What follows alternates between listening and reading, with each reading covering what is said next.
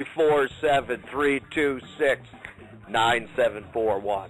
347-326-9741. I'm Brian the Butcher Brown. That's who the show is named after, I suppose. Joining me as usual is BillBrown1. What's going on, brother? Oh, you know, just another Wednesday night, counting the seconds between one shift of work and the next. Nice. Nice. Sounds like you've got a nice night planned ahead.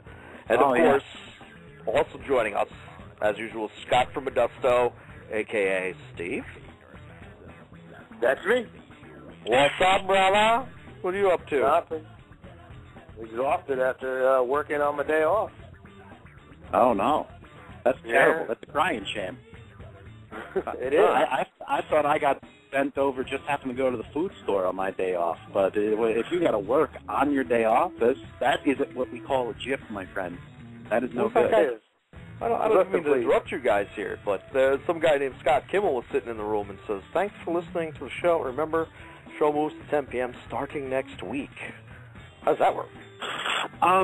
Well, you know what? I think it was the same chat room for the show that was on, that ended at like 9 o'clock. Because when I first signed in as a guest, they were still talking about baseball and things like that.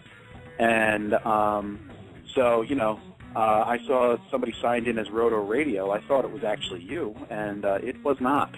So interesting. Yeah, so I guess we actually kind of share, the same chat room with someone. Some of the older folks in this chat room are all about the baseball. Well, I'm sure, obviously I have shows scheduled for us from 9:30 to 11:30, but so I don't know how that's going to happen. But I just found that interesting. I just read that, and then he pieced out, so we couldn't even get into a nice little dialogue. So we'll have to figure that one out. Sorry, I interrupted you. I saw that pop up, and then he pieced out. So I just was curious. What were you guys saying? Nothing of any import. So we were just BSing, as they say. I was telling Mr. Steve that it was a crying shame that he had to work on his day off. So other than that, I had that wasn't even interesting. So all right then. Well, shit, I can't wait to hear that baseball MMA show next week. It's going to be amazing. It's going to be amazing. So it's going to be on at 10, even though we're scheduled to be on from 9:30 to 11:30? Yeah. I'd like to know how that works. So we'll have to figure that out. That seems to be a conflict. It is a conflict. Yes, it's a big-time conflict. I'll have to have Franco talk to the goons because I don't speak to anybody, So we'll see what happens. It's probably safer that way. Yeah, exactly. So anywho, boys, obviously you're talking about miserable work. What else is new? Just a lot of sitting on my fat ass and playing the video games. I'm sure you know how that goes, sir. Certainly do. Yeah. Certainly do. You know what? We should probably get into a gigantic. You know what? Screw the MMA tonight. Screw that. And we should probably just get into a giant Mass Effect 3 chit-chat. I'm sure Steve could appreciate that. Well, then I shall sign off, and you guys enjoy yourselves. Oh, you have not started playing yet. I have not started it yet, no. Because I keep having to work on my days off. I was about to say that if we were going to have some sort of chat, we would have to try to be unspoilerific. But now it turns out that, our broadcast cohort, we'd be spoiling it for him as well. Yeah, that's why I'm interested in this conversation. I've been sitting there trying to have a conversation, and I just can't have one. And it's just ridiculous at this point. I don't know what to do. Well, I do know that you're further along than I am because I was creeping your Xbox Live profile, so I do know that that you are further along in the game than me. So you have to actually be careful even with a conversation with me because I probably don't know. I don't know some of the things that you know already. So damn it. Well, geez, I guess we just won't have this conversation because we don't want anybody getting mad. And oops, what happened here? I lost the chat room. Interesting. A lot of technical difficulties tonight. I don't even know what to do here. What to do? All right, then we will just not do the Mass Effect chit-chatting. So We'll just leave it alone. And I guess we'll talk MMA, even though I don't care anymore. Steve, you've ruined it.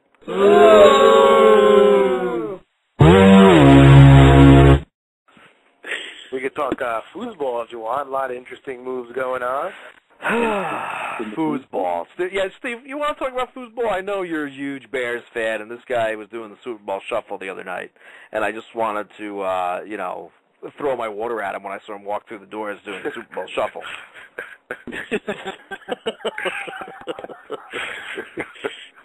Oh. Why? What's going on in the world of football? I was not aware that you were going to do that, so I'm glad you did not. Yeah, I was thinking about it, and I was like, no, it's terrible. And then Steve bust my face, and, it just wouldn't be worth it. But I couldn't believe he thinks, this big signing is going to bring another Super Bowl to Chi-Town. So, keep living the pipe dream, sir. Oh, no. See, me, I don't follow the foosball as closely as you guys. I'm one of those guys that, when his team is doing good, all of a sudden my interest picks up. And, when his team is doing bad, he just goes, okay, maybe next year. So. Jerk.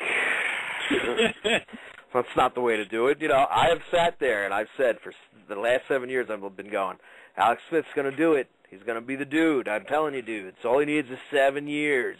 And he's going to pull the 49ers back to the glory days. And lo and behold, on the 7th year, what did he do? NFC Championship game, and then we got robbed by the G-Men in the NFC Championship. But you know what?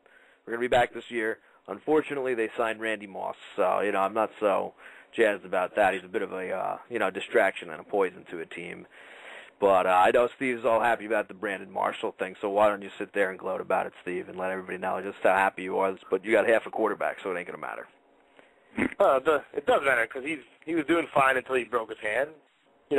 Making the tough tackle on an interception that he threw, but that kind of tarnishes it a little bit. But he finally got the big play receiver that he needs, and not only is it a big play receiver, it's a receiver he's comfortable with. He's played with before, so I think all the pieces are falling into place.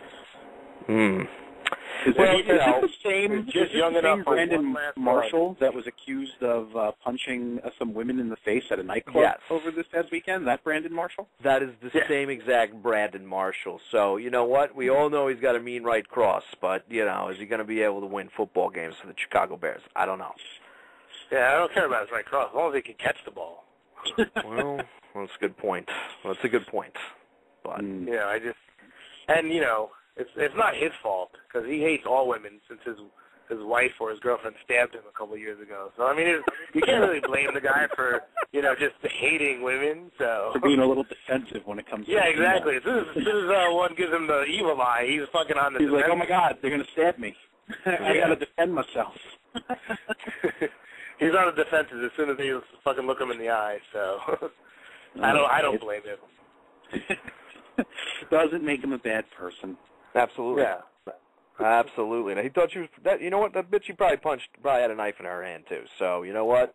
Good for him. He defended himself. Who needs a stab wound? He's going to a new team. He needs to be healthy to when training camp opens in the next 4 months or whatever it is, 3 months now.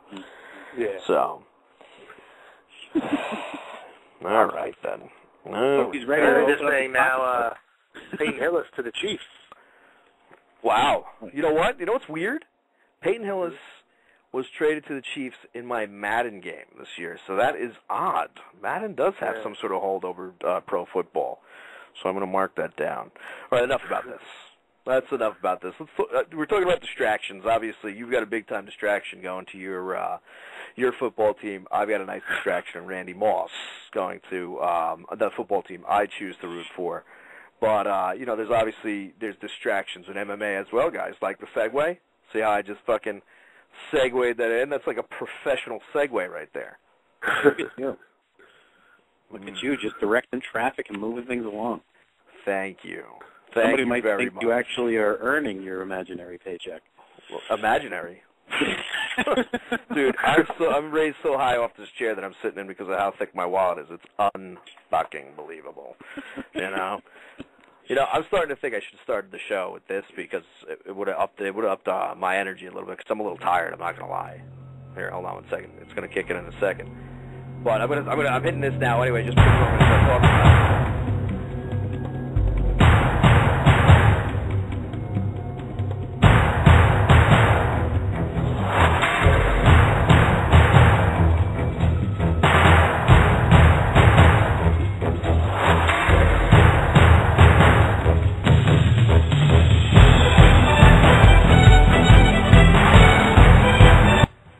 That's the best thing about Pride ever. It's music. So badass. It's so badass. Rampage Jackson. This is what I'm segueing into. Him being a distraction, obviously, with the UFC and everything. How he's been complaining ever since his loss to Ryan Bader and all the crazy interviews he's had about how he went on TRT, feels like $1 million, he can fight for the next 10 years. He's been banging bros like a 25-year-old, and then all of a sudden they came out that he's, talking about the UFC, meaning it means you fight cheap, and saying how he would love to be released from the company. So, of course, Dana said, well, he's still under contract, but, if this is how he really feels, I guess maybe we'll have to part ways, and he kept it up. So today it was announced who Rampage's last opponent is going to be in the UFC because he's got one fight under contract, Mauricio Shogun Rua. So I think, of course, the UFC's taking a huge risk here because if Shogun loses, Shogun looks bad, Rampage is walking away. But obviously, if Shogun beats the balls off of Rampage again, they look great, and Rampage leaves, and he's going to have to take a little bit of a pay decline. What do you guys think of this announcement? Yeah, I mean, it's a fight that that Rampage has said that he's wanted for a long time. So in a way, he's kind of pulled the tantrum bit and sort of gotten exactly what he wanted.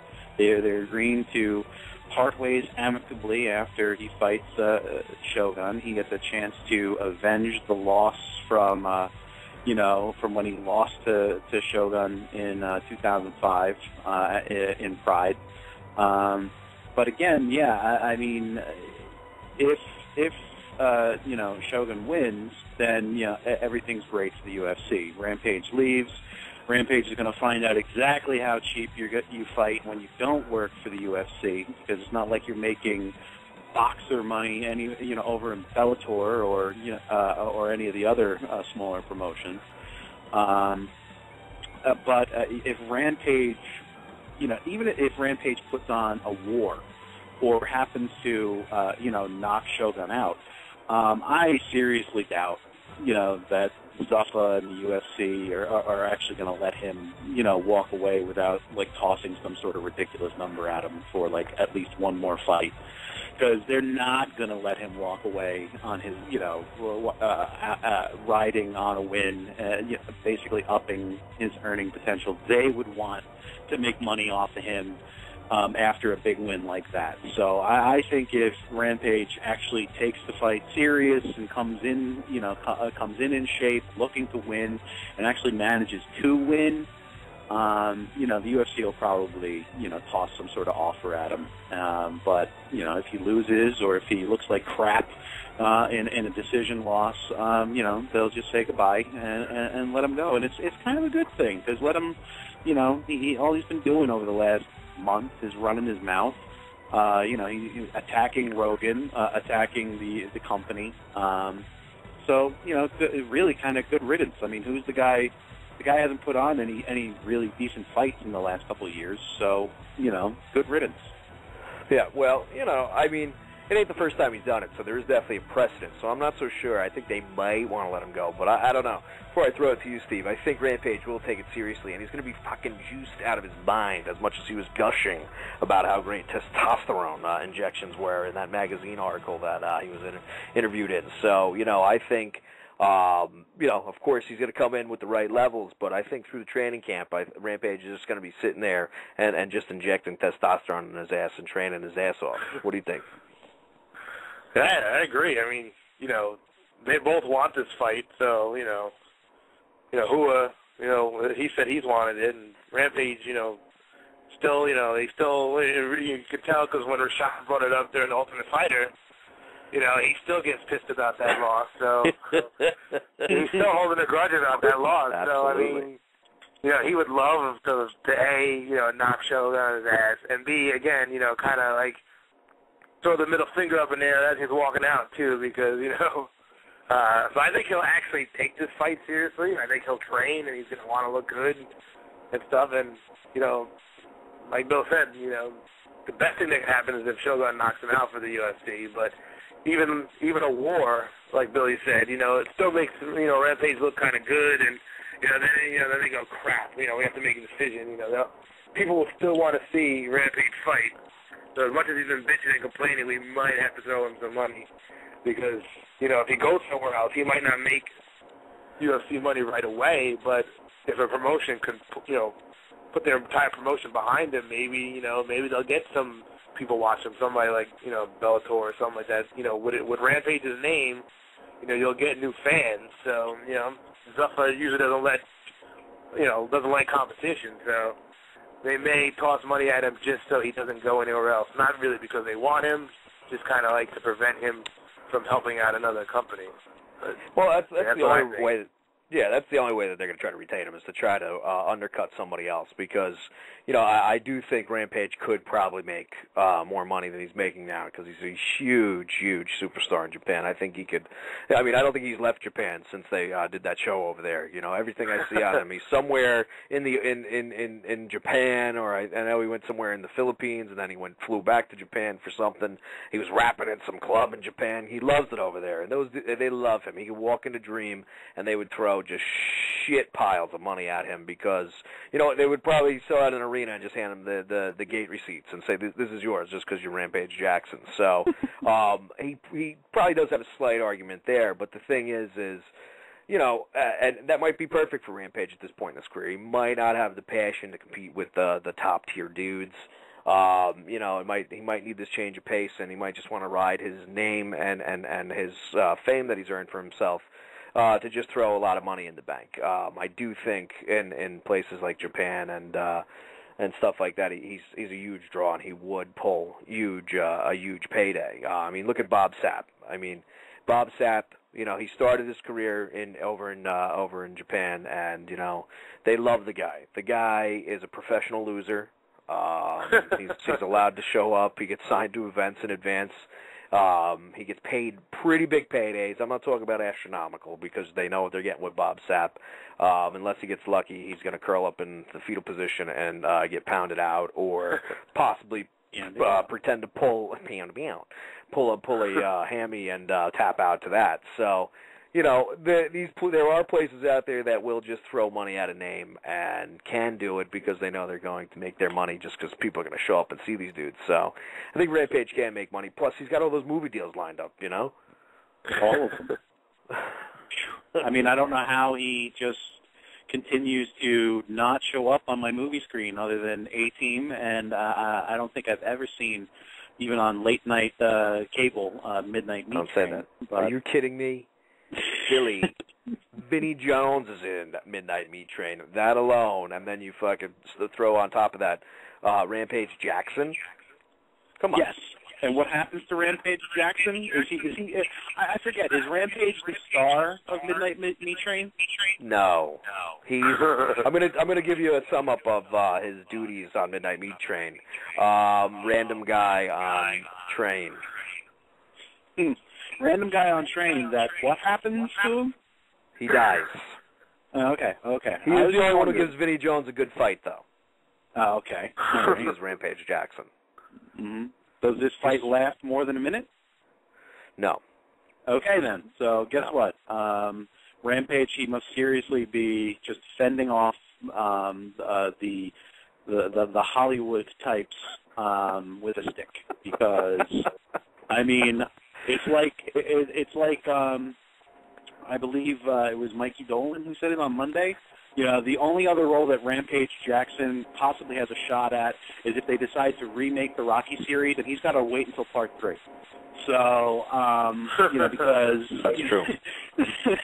He was tailor-made to play B.A. Baracus in the A-Team, and so that's just it. He's just going to continue to play roles that Mr. T played. And the last time I checked, Mr. T had the A-Team series under his belt, Rocky III, and a couple of World of Warcraft commercials. Don't forget about DC Cab or whatever that was called. Oh, that's right. He was in DC Cab. So if they remake DC Cab... Wow, that came out of nowhere. Holy shit. If they remake DC Cab, then Rampage, you know what, there you go. I mean, and that right there was just that's a classic that you constantly see on AMC's Top 100 of all time. So Rampage can just ride on the DC Cab remake for the rest of his life. I can't wait.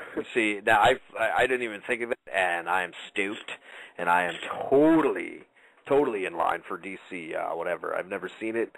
I don't even want to see the original now. So, yeah, I just want to see Rampage Jackson because, you know what, Mr. T doesn't exist in my eyes anymore because Rampage Jackson now is B.A. Baracus. Mm-hmm. I want Rampage to start doing World of Warcraft commercials where he starts talking about a Mohawk grenade, and then I want to see a quick camera shot of Mr. T crying and wondering where he went wrong. Well, you know, I don't think Rampage needs to do that because I'm not sure if I said it on this show or the Monday show, but Rampage is about ready to drop his number one. Well, obviously it's not number one yet. It's not officially ranked, but it's all Rampage's confidence, which I respect, his number one hit single, which is going to be coming soon. So I haven't heard it yet, but I got faith in him that he's going to pull it off. As they say in the industry, it is about to drop. So yes. You know. He did say it that way. I didn't know how to say it properly because I have very pale skin.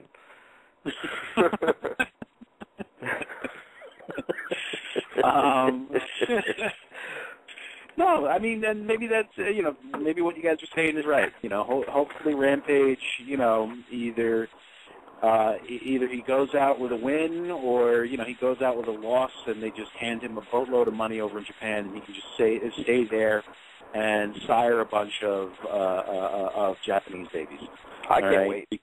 Yeah, and then next thing you know, he will be taking any fight that he can so that he can pay for all his obligations. Evander, the real deal Holyfield. We'll call him from now on because that's what happened to poor Holyfield. That's why that man's 77, and I believe he's got a fight this Saturday. So good for him. He's fighting on the undercard of Kimbo's fight this Saturday. So if that that is a slap in the face.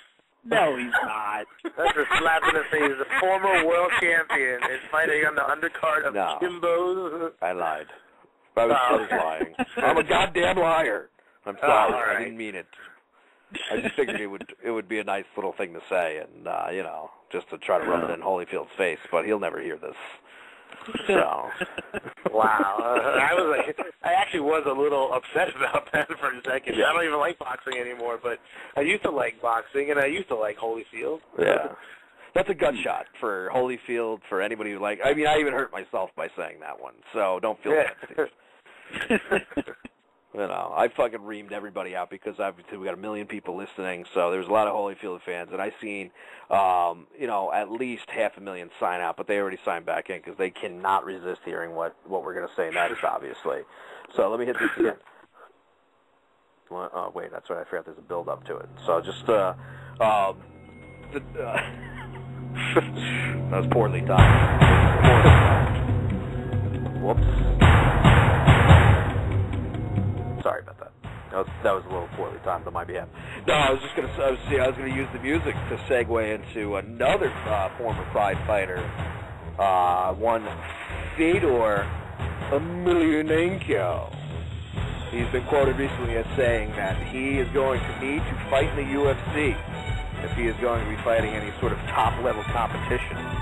So, obviously, Fedor doesn't feel relevant anymore, and why should he?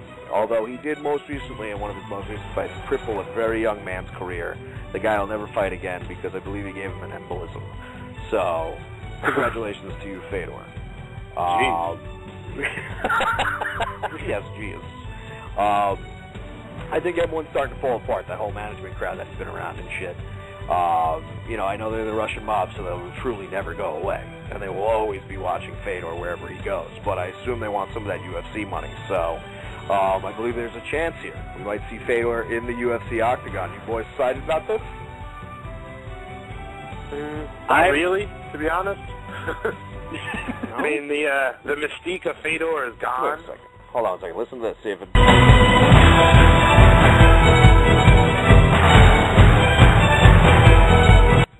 that work?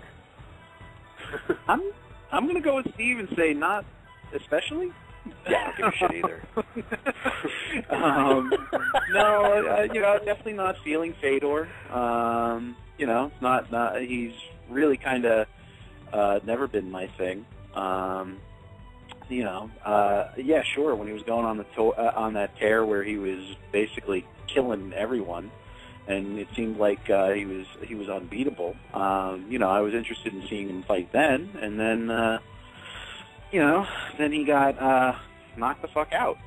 Basically, right? Yeah, Hendo knocked him out. He lost. He got choked out by a triangle choke by Verdum. And Bigfoot Silva pounded his face in, and basically the doctor ended the fight in between the second and third rounds. So that's a TKO, and then Hendo finished it off by knocking him out. Yeah, so I mean, that right there, I remember, I remember you, as a matter of fact, Bry, just talking about how it was just a complete, almost rookie thing to happen that he got tapped out by Verdum with a triangle choke, and how ridiculous it was, and you were still trying to give him a chance, though. You were saying, hey, everybody kind of walks into one every now and then, blah blah blah. And then, he ended up getting knocked the fuck out by Hendo, and Bigfoot kind of took him out. So I think the Fedor mystique has kind of, gone away, especially because he's not exactly a very entertaining dude. He's very so low key. And what about that sweater he wears? Disgusting, hideous. But it's not like he sells the fight at all, because he's so low key and so weird, and not really animated at all. So no, I'm not interested in seeing it. I'm sure Dana will milk it for all that it's worth, as long as he can get the right deal, where he doesn't have to do the co-promotion and all that type of stuff that he's always always ranting about. Because I'm sure there's a ton of people who still want to see Fedor, face off against, so, hey, you know what, good for them. I guess it'll be good business for everybody involved. Fedor will get, probably a pretty decent payday from Zuffa. It'll sell some pay-per-views, but they better have some pretty damn good fights on the rest of that card. Otherwise, I probably won't pay the $55 to watch it. So, well, I'm gonna say this: once Josh Barnett whoops up on Daniel Cormier at the very relevant Strikeforce Heavyweight Grand Prix finale happening next month, or is that May? I don't even know what it is. It might even be May. Who gives a shit? Is it May? All right. Yeah. Well, it's probably that May 19th card that Gil Melendez is supposed to be fighting on, too. So I guess they're going to sit there and tell the champ he's got to play second fiddle to a tournament finale that means nothing. That's great. But they've already wiped out the heavyweight division and took all those guys that they wanted over to the UFC heavyweight division. So after Josh Barnett wipes the canvas clean with Daniel Cormier, and yes, I like Daniel Cormier, and I give him his props, and I think he's going to be a hell of a fighter for some time to come. But the War Master is not going to lose that fight. But and I know the War Master and Fedor are really good friends in regular life, but I also know that Dana White and the UFC, I think, are relenting on their threat of never letting Josh Barnett fight in the UFC again. But this might be the way that they say, hey, Josh, listen, we're willing to let you back in, but you're going to have to fight your friend Fedor Emelianenko. And we want you to fucking destroy him so we can finally put this to bed. So that it would take you for two fighters. I will fucking watch that. I would love that. because the War Master will come out and with that hideous physique of his and put it on Fedor like no one's business. See, Josh Barnett, you got me back on board. watch. Yeah, exactly. You sold me, Bri, because Josh Barnett is just is a crazy dude that cuts WWE like promos on people.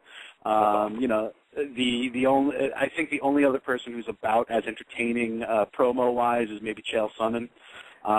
You know, so yeah, they both come from the same school of thought when it comes to interviews. So yeah, I'm on board. You know, so I would definitely sign on to watch Barnett beast Fedor, and then would laugh hysterically if somehow Fedor pulled out the whip. He could. I mean, listen, I know I'm basically disregarding Fedor like he's a piece of garbage. I mean, you know, the guy sat there was basically undefeated with the exception of the one loss that was stopped on a cut. The guy was, 31-1 when he finally started fighting over here in the States. So he is obviously a very talented dude, and it's not his fault that his management team absolutely butchered the dude's career by having him fight tomato cans for 5 years and then brought him over where, you know, for the most part, Strikeforce had a really good. Their one major strength over there was their heavyweight division. You know, it was actually a pretty deep division. So now all of a sudden, Fedor went from fighting Hangman Choi to you know, Bigfoot Silva and Fabricio Werdum. And even though I know Werdum fought over in Pride, I don't think, you know, him and Fedor never fought before. So you know, he didn't have a gauge of him in the past. But you know, I just think Josh Barnett is. You know, I don't want to say underrated. I think people give him their props, but you know, Barnett's a guy who doesn't even, you know, who in the last couple of years hasn't even competed that often, and he just goes in there and makes it look easy. You know, his two fights in the heavyweight Grand Prix were against, you know, pretty solid Brett Rogers, against Oleg Taktarov, fine. Okay, we'll take Brett Rogers out of the equation because we knew that fucking Barnett could have just fucked around as much as he wanted to and then just slapped on a submission from anywhere. But Taktarov, he made it look easy. You know, it was no problem for him. He didn't even break a sweat, and he choked him out, and that was the end of it. So, you know, Barnett's a serious dude. He's got some serious skills, and pretty much he can just do what he wants. He fucks around, and when he laces him up, it's time to go. And like you said, Billy, he's entertaining. He's cutting wrestling promos, and yeah, I agree with you. Chael's pretty entertaining as well, and I like Chael. I don't want to really slight him too much, but Chael's fucking doing old material, okay? He's doing old material. He's stealing everybody's stuff, you know. What do you call it? He's stealing all the old wrestler stuff, hoping that nobody's a wrestling scholar. Well, sorry, pal. I'm not even that huge into wrestling, and I know that you were stealing superstar Billy Graham. I don't think I got his name. Well, whoops. But anyway, whatever. What I was saying is he's not cutting new material. Barnett is. That was basically my whole point. All right. I'll give you that one. But considering that the basis for comparison for MMA interviews is everybody kind of just talking about how he's a great opponent, he's a very tough fighter. Even if they completely beast the dude, even if they completely beast the dude. All right, like things over in like 30 seconds. Sometimes you'll hear dudes saying, "Oh, it was the toughest fight of my life. He's a really great competitor." Blah blah blah blah. Really, you just made the guy look like a baby and tapped out in the first 15 seconds of the fight, and it was the toughest fight of your career? Are you really? It's just it's automatic. It seems like, I guess as far as selling the sport to the mainstream audience, they're probably all told, or at least coached, to not act like a bunch of thugs, disrespectful thugs. That we need to show the general public that this is a sport and it's about honor and about competition, not about just hurting the guy in front of you. And then you have these other guys who are actually doing something entertaining when you speak to them. I can sort of forgive Chael for, stealing from the superstar Billy Graham. Christ, what is that? That's got to be a 30-year-old promo for crying out loud. Yeah, ask Hogan and Flair about him, okay? All right. And Jesse Ventura. I'm sorry. Wow. I forgot to throw Jesse in there as well. Okay, everybody, ask those guys where they got their characters from. They each took a piece. Oh, man. So I'm of the if it ain't broke, don't fix it variety. Yeah. So, it works. You got to keep going with it. You got a point. I have no problem with it. Well, I agree with you. I do agree with you, but it's just I'm just trying to say that Barnett, he's an original character, and he's going to wipe Dan Cormier's face all over that mat, and then he's going to try to make a run in the UFC.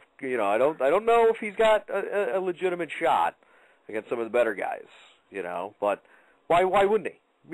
Why wouldn't he? He's all he's going to do. He's made no bones about it in the last couple fights we've seen. Is he's going to hug you, he's going to pull you to the ground, and you can't escape. It's kind of scary though when you think about it. When a man can immobilize another man like that. Yeah, he's gonna hug you. He's gonna pull you down to the ground. He's gonna win, and then he's gonna piss hot. Oh, he hasn't pissed hot yet, Steve, and his license is valid back in California. So obviously, all things are patched up because the Professional Athletic Commission in California, as they stated, is California needs good fighters. So that's as good a reason as any for me.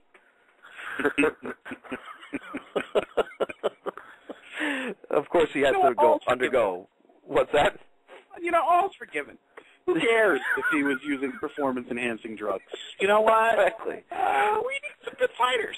So, sure. What's in the past? Agreed. In the past. Who cares you don't show up for hearings and you run away to Japan? Where they don't tell. Everything's okay. Yeah. And then you come back, and you're supposed to fight Fedor for that affliction, and he single-handedly not only he bankrupted that company because he pissed hot, and then he fled the country again. To the same athletic commission, and then they say, California needs good fighters. And then they follow it up by going, Mr. Barnett will have to, subject to random bodily fluid testing, without ever, obviously it's random. And I said, well, that's an interesting way to put it. I mean, what exactly is he got to fucking come in a cup or something? I didn't even know you could test that. Damn. Yeah. I just want to know, what are they going to do? Like, just knock on the door and be like, hey, want to do this for me? We need some just hand them a cup. Just hand them a cup and say, all right, surprise. I didn't know you guys were going to do this at my house. Yeah, well, it's random. Hold on one second. Let me put this needle away. I'll be right there. My kids were playing with that. Kids and their toys. Dang it. These stupid kids. So when I go in there to piss in this, is it all right if I take my daughter with me? I gotta change her. Yeah, sure. Go right ahead, buddy. We'll be right out here. We'll be out here, just waiting. So I don't know. And then when he goes to the bathroom, he does a point to the temple. Like all the bad guys do, and that's why we love him. That is why we absolutely love Mr. Josh Barnett. I can't wait to see him back in the UFC. I just hope he pisses clean. I just hope he does. It's going to be awesome. And hopefully, I don't know if you guys have seen this, but Dana White has said in the future he feels that the UFC will eventually move away from the pay-per-view format and just be on, strictly regular TV. And the pay-per-view would only be used every once in a while, which is going to be awesome. I hope it's the next event. That's all I'm saying, because, these things are pretty fucking pricey, and they start to rack up after a while. So I'm going to hold Dana White to that. And, I would like to see the next event on, I don't know, FX. That'd be nice, right? It'd be nice, but I'm certainly not going to hold my breath. I know that MMA has come a long way in the last 5 years or so, but they're nowhere near the level of baseball and football in terms of popularity. So, they're not going to get that. I mean, as it is, even the deal that they have with Fox right now is sort of a, hey, let's see where this goes sort of thing. And depending on how successful the events that they currently put on Fox, maybe you'll get a couple more a year. And if the advertising revenue offsets the loss of the pay-per-view revenue, then, eventually maybe you'll start seeing more and more events, on regular TV or cable TV, instead of having to shell out $55 a pop, like 3 times a month, like last month, or as someone was complaining, someone on that other show that I rarely listen to, said, now all of a sudden, after 6 straight weeks of having fights, now there's nothing for the next 6.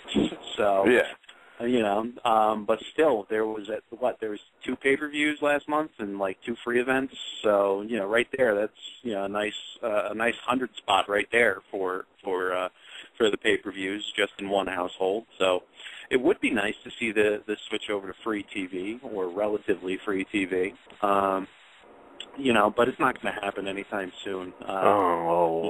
Yeah, I'm sorry, Bri. It's not going to happen with the next one. The next pay-per-view coming up, it's not going to go into effect then. Sorry to shatter your shit all over your hopes, but, I think it's a little ways away. And again, it really just depends on how well they end up doing on Fox. If the numbers come together, then you're going to slowly see more and more fights on free TV. But if it turns out that the ratings aren't where Fox needs them and the ad revenue isn't where both parties are happy, then eventually you're going to see fewer free fights than we're getting this year. So I'm sort of hoping that the Fox thing pans out, because then we all win. I agree with that. So. I wonder if it's going to be like, or if they're going to try to trick you. Like, let's say, we're going to cut down on the pay-per-views, so we'll only have one every other month. But then, the pay-per-view that they have is going to be $100. So then, the idiots will go, well, then, but then it winds up being the same thing. You're paying the same amount. They're just tricking you. So I wonder if they would up the price on the pay-per-views that they do put on. Well, probably, dude. You're probably 100% right. If they start doing that, yeah, exactly. It'll be like one every other month. It'll be like $70. But look at it this way: you're not paying for one every month. So what's the difference, dude? And then you got plenty of time to save up. Yeah. And then, to make it worse, what they'll do is they'll be like, yeah, but instead of 5 fights, we're going to give you 10 fights. Although they won't tell you. They won't tell you that the 5 fights that they're adding, to make the broadcast longer, would have been the free fights you would have gotten on FX before the show anyway. So yeah, exactly. Thanks, guys. Yeah, I appreciate that. Thanks for giving me the whole card, which you used to give me free prelims. I don't know. It's just, I'm definitely looking forward to that. And like I said, I would like it sooner than later, but that's me being a greedy fuck.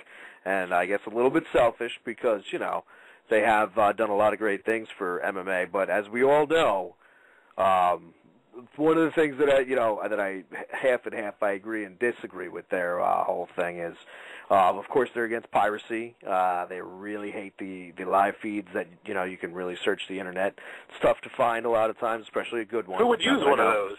I don't know. I wouldn't know. But I'm saying it's tough to find a really good one.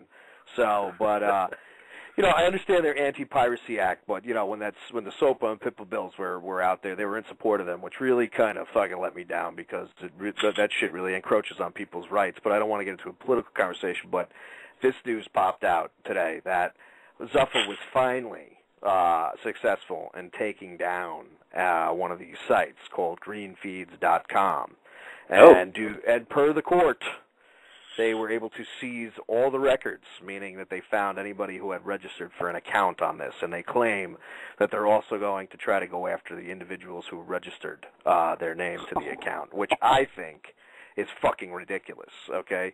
Because some of these places that put up the feeds, they don't even fucking put any sort of links on it or anything for advertisers. I can kind of understand their point where they're pissed when, there's all these advertisements all over the place, or it's like, oh, fill out this survey, fucking get this and shit like that, because those guys are literally getting money thrown in their pockets. But some dudes just link it up there. And, of course, yeah, it's an illegal feed, and people, I guess they can look at it as leeching out of their pockets, even though they're making fucking billions of dollars a year. These are people who otherwise probably would never buy an event. So you're still reaching a crowd.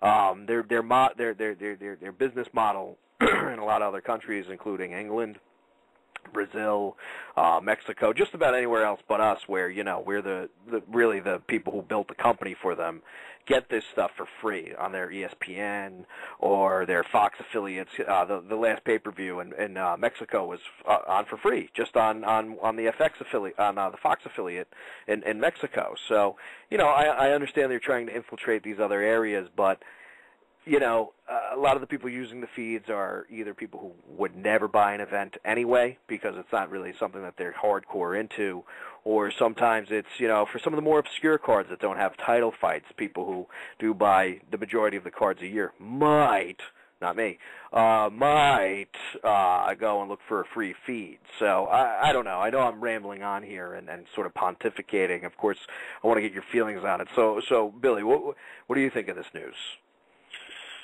I can understand them going after the sites that are doing it, Yes.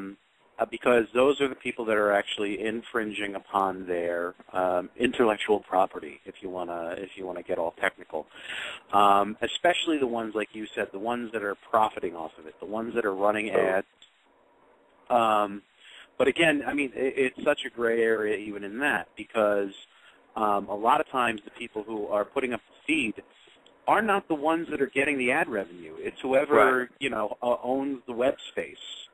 So you might just have some random dickhole who decided to upload the feed for, UFC 141 just because.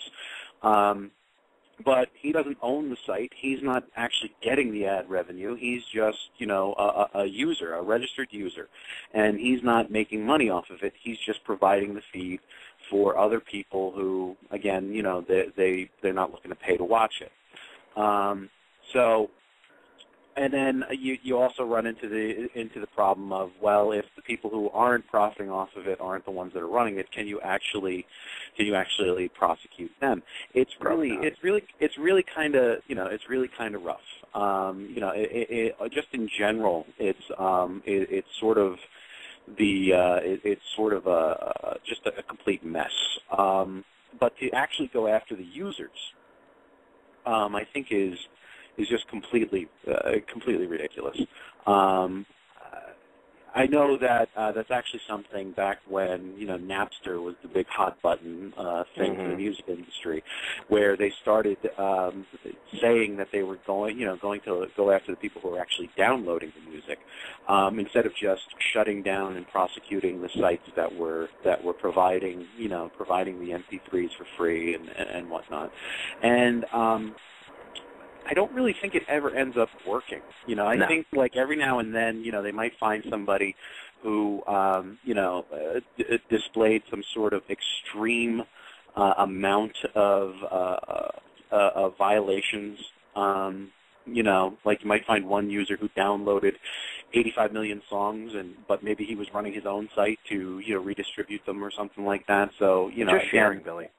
Yeah, just sharing. But when you start talking about to go after the people who are distributing it, that's one thing. But to go after the people who are on the other end receiving it, that's where I think it kind of crosses the line a bit. I mean, either way, it's sort of messed up, because, like you said, there are plenty of other markets in the world that are already getting this, these things for free, right. And you really do kind of have to jump through hoops to find it anyway. I mean, it's not like Joe Blow, who wants to see a UFC fight, can just log on and go, and type in UFC 146, and one click of a button, he's gonna be watching the fights, and it's gonna be crystal clear or anything like that.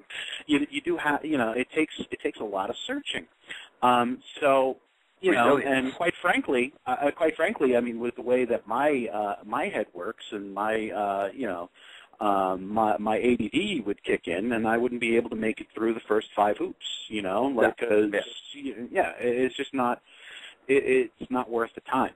When $50 later and one button press, it's on my TV.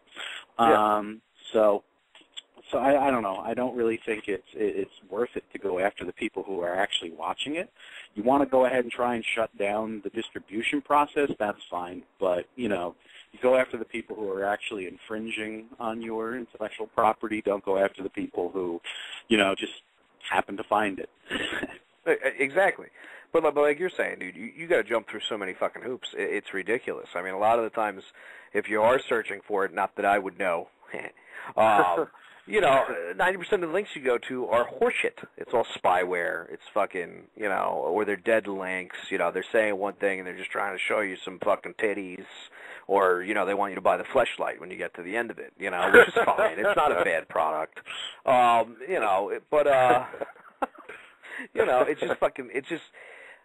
Like you said, it's not going to be successful going after the users anyway. I don't believe any of those other places that tried. It's just a fucking scare tactic, and it's I can understand them. They're being upset because they're having precious dollars pulled out of their pockets. But obviously, the places that they're giving it away for free, believe me, they're not just doing it out of the goodness of their hearts. Of course, they want to infiltrate and make sure they sell out arenas when they go over there. But they set up some sort of a deal where they're making money on that, and obviously wherever it's being held live, they're getting the gate. And then, of course, us poor bastards who are paying for every event that's on pay-per-view, they make a mint off that. That's just fucking found money, really, So they could, if they really, they could make the pay-per-views cheaper since there are so many of them now, and maybe it wouldn't happen so much, but, to hunt down individual users is crazy. But I'm going to stop talking because I didn't let Steve get in there, so. Well, all I got to say is that I would gladly pay the $50 for the pay-per-views rather than be Mexican and get it for free. Right. I got you. So, I don't blame I mean, that's racist. But nobody wants that. But, I mean, going after the users, it's how much money are you going to spend doing that? And how bad are you going to look in the end? Because the people who went after Napster and they went after the users there, and then they were, subpoenaing, they had like 9-year-old girls come in, that they were actually bringing them into court, and it just made them look stupid. And, people started jumping on the Napster side of that because of that, because, when you go that far, it's like, if you want to shut down the site, fine, but, the people who signed up for it, whatever, they were just trying to, they were trying to get around, do whatever. You'd let them go because you're going to spend so much money tracking down all the individuals, and then you're probably going to lose the PR battle anyway. So I don't see how it would Puerto Rican? Puerto Rican? Well, only if the knives are involved, then you're going to lose that battle with the Puerto Ricans. So. Right. Okay. Oh, you meant like PR, like public relations. Okay. Yeah. I'm sorry. I was confused. They're going to look silly. And like you said, Steve, how much money would that cost? For all the dollars that they're worried about that are going out the window from people streaming this shit, they've already lost money in their eyes. Now they're going to sit there and lose more money and possibly prosecute penniless fucking people who aren't going to be able to pay the fines anyway. And now you're going to potentially, possibly lock up some dude who happened to watch a fucking pay-per-view. It's ridiculous, Let's lower the fucking cost of the pay-per-view. I mean, the money can be made. I understand they want to make money, and you know what? A vast amount of money can be made for a fucking cheaper price, too. So, believe me, I've never had any complaints, but there used to only be, like fucking 8 events a year, then 12 events a year, but now there's fucking like literally 24 pay-per-view events a year almost, because some months you got 2 fucking events. It's crazy. And, they're more or less driving, I think, more people to search for it because I don't know if you guys know this, but the economy is in a bit of a crisis right now. No, I was unaware. Yeah. Yeah, it's tough out there, believe it or not. It's not exactly going so great for people. A lot of people aren't working and shit. So pay-per-view revenue probably isn't as good as it could be. And then some people could make the argument, well, go find somebody else to go to their house and watch it. But sometimes you don't want to leave your house. I know this. Yeah. I don't know. It's a fucking mess. I mean, that's all. It's usually easier to watch it at your own house. Not everybody wants to drive to the other people, even if they don't live that far away. It's still a pain in the ass. You got to drive there, then you got to worry about if you're going to drink or not, and right. And you got to put pants on sometimes. Yeah, it's so much easier to just. so much easier to stay home and watch it. So, I mean, it'd be easier if you could just, you know, pay, all right, fine, you know, $30 for a pay-per-view, $25. All right, I'll pay that and throw it on there, and I'd watch everyone. I mean, we normally do anyway, but, you know, but we get together and watch them. So, you know, we're doing, you know, what but then I got to go fucking suck people off at the pier just to pay for that pay-per-view. It isn't fair. I was unaware of that, but I don't really know. Just fly. I don't believe you now. Oh God, now I'm feeling weird. Yeah, I don't know. I just think it's a fucked up thing. But basically, I know since we've got about 1 million people listening right now, if you've ever been on greenfeeds.com, fucking throw your hard drive out the window and cancel your account and just move, because apparently the UFC is coming for you and they're bringing the feds. All right. So run if you can, get away. Don't ever give yourself up, and that's all I'm going to say. Just keep moving. Just keep moving. Take as many people out as you can.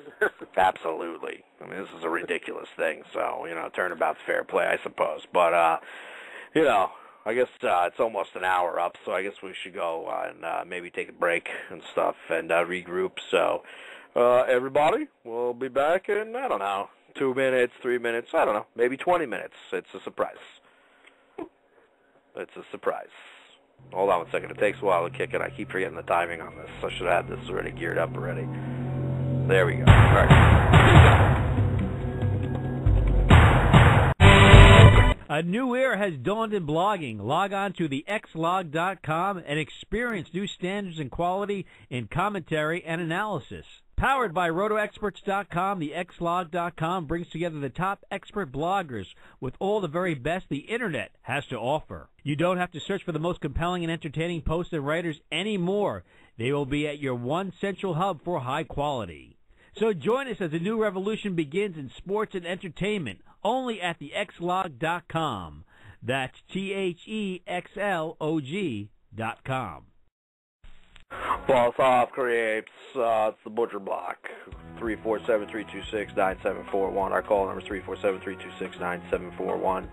I don't know, call in Buster Balls, see if you want to chit-chat or not. But, what's going on, boys? You there? You taking dumps, or where you at? I'm here. Nice. I'm still here. No, okay. All right. Well, hanging on the edge of my seat. I know you referenced the other show, that Shitty Monday show, and I believe Franco left us hang at the break because he was fucking just had to go dropping nasty shit. So, you know, I was just double checking to make sure you guys were there, because if you weren't, I was just going to turn the music back up. Possibly shut the show off. I don't know. Well, dang. I know that's what's on the line from now on. Jesus. Well, yeah. Well, you know, apparently we're going to be doing a baseball show halfway through our show next week anyway, half hour in. Oh, so might as well switch gears. Nice. Well, you know, spring training, people. Hey, everybody. You know, pitchers and catchers reported at the beginning of March. You know. Fuck. Anyway, I'm not gonna lie. What was that?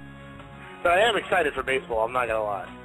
I'm really not. I'm not in the league this year, so you know. Well, yeah. I mean, now you know I can actually just enjoy it.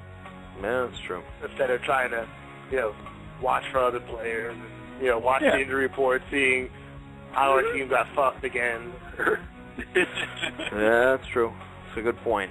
That is a good point. I'm gonna miss it. I'm gonna miss it. The obsession every day of having to, you know, work that team and so I can somehow squeeze them into the playoffs. Stay up till 3 in the morning on the waiver wire. Yeah. Well, I'm gonna be up. I mean, I wasn't doing that. That was you were doing that. But you're a better man than I for doing that. Huh. So. You know, sometimes I was tempted just to shoot a text message up at 3 and be like, you know, I really think this guy's gonna take off this week. Maybe we should get him. You could have done it. I would not have even have rolled over. Well, you see, that's why I just had to make executive decisions. Yeah. Sorry about that. Whoa. Yeah, it was a little fucking belch, you know. It is. Yeah, it was sitting in there. I had to get rid of it, or else I wouldn't have been able to continue. Well, obviously we were talking about Dana White, and apparently they're going on a witch hunt. He's got his pitchfork ready, and he's ready to, fucking run roughshod over, poor people who little guy. check their yeah, the poor little guy is going to get a foot in the face if he doesn't ante up. If Dana White's going to knock on your door and go, give me the fucking $100 you owe me from the 2 events you watched for free, you fucker. And, Oh, shit. You know what? I'm seriously having visions that that's exactly what's going to happen. You know what? All of you a-holes that were registered at Green Feeds, let's see, they showed pay-per-views from UFC 130 all the way up through 142, and I see that Jack Mehofer, 137, watched UFC 135, 137, and 142. So you, sir, owe me $155. Give it now, or we're going to court. Or we're going to court. That's right. I'll have the cops come and round your ass up because I want my 150. I need my 150. I live in Vegas, motherfucker. I need it. Meanwhile, Dana would have spent more in airfare to get to that jerk-off's house. So, Well, dude, he just fucking flies the private jet in and lands on the kid's lawn, That's how that fucking goes. Maybe he has a couple of fucking jump men on there that just strap Dana to their chest and jump down with him, because I don't think Dana can actually skydive, so he's going to need a jump man. And they just land in there, right through the fucking window in the kid's bedroom on his chest, going, where's my 150? Where's my 150? Give it to me. Well, then you could just go, you could use the classic line from Rocky V, one of the only good lines in the movie, where he just, at the end of the movie, he just goes, sue me for what? Sue me for what? Obviously I'm poor, which is why I'm not buying the pay-per-views. What are you going to do to me? Or he's 16 and mom and dad won't let him watch it. So. Exactly. That's the other thing, too. There's going to be just a ton of fucking, 16-year-olds who just want to have something to talk about on Monday, be the cool kid. And now they're going to be getting a knock on the door, and they're going to be like, you owe us 150, or we're taking you and the kid to court. Fucking ridiculous. It really is. Really? I like boners. Bet you do. I don't know, man. Love the sport. Love the UFC. There's just been a few things that the last couple months have really been fucking irritating, man. This one that I read, it's just so disgusting. Who gives a shit? They gross like $1 billion a year now, I don't know. Yeah, they beat the system. You try harder next time to keep them out, but you don't go after them after they've already got around you. Just try harder next time. Yeah, they said, you give us those records now. Give them now. Transfer of data complete. Exactly, and now they're on the witch hunt now. It's fucking over for these people. They just plug the supercomputer in, and then all of a sudden this transfer of data complete. And now they're on the hunt. They've been fucking Lorenzo fucking snorting, banging lines on the private jet, ready to gear it up so he can start fucking throwing haymakers at anybody who opposes him when he's trying to collect the $100. It's just ridiculous. Craziness. I don't know that Lorenzo Fertitta is a cocaine head. I'm just assuming. Okay, so I don't want to get in trouble. Allegedly. Allegedly. I want to make sure that I make my What's that? I said, as you said, he does live in Vegas, so odds are, being a Vegas man, the odds come into play, and, being in Vegas, there's a lot of that running around. God bless him. I don't know how he lives there, because I was there for a week and almost didn't come home alive. So, I literally fucking laid down in bed the second to last night there, ready to die, and figured, well, when Dom wakes up, he'll be calling the coroner, but I can't do it anymore, And so, you know what? Lorenzo Fertitta is a tougher man than I, because he can actually live there and not die. So, congratulations to him, but you don't need the 150, okay? You don't.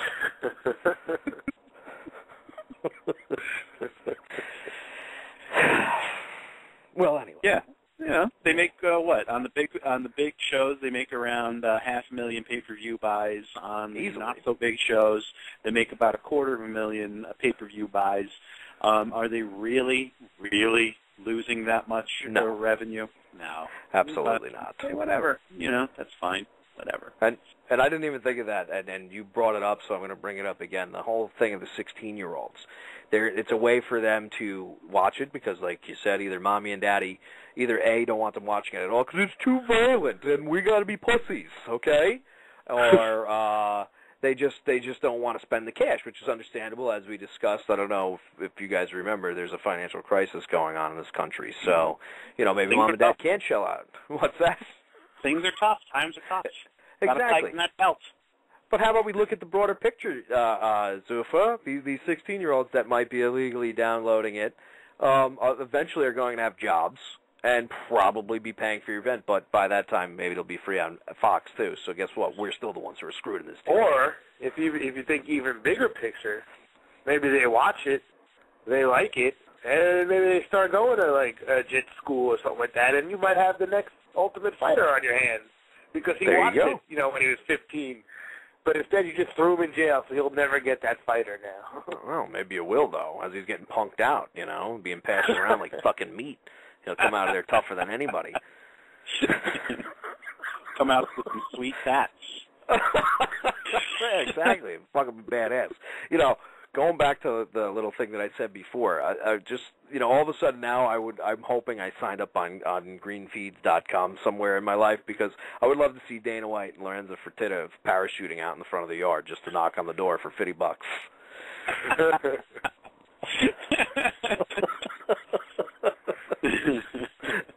Shut that fucking dog up! Give me my 50! Why is that cat barking at me? Oh, Billy. Becky loves you. Don't say that.